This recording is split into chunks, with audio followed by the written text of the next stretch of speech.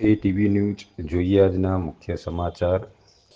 વડનગર તાલુકાના કમાલપુર ગામે રામેશ્વર મહાદેવ મંદિર શિવગીરી જીવત સમાધિ ગુણા સંત મેળવવાનું ભવ્ય આયોજન કરવામાં આવ્યું।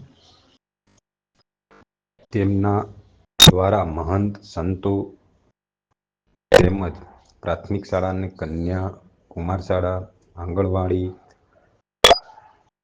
ભવ્ય સન્માન કરી ભોજન પ્રસાદ ભજન કીર્તન સત્સંગ સંતવાણી તેમજ ગ્રામજનોએ મળીને સન્માનનું ભવ્ય આયોજન ગોઠવવામાં આવેલું હતું।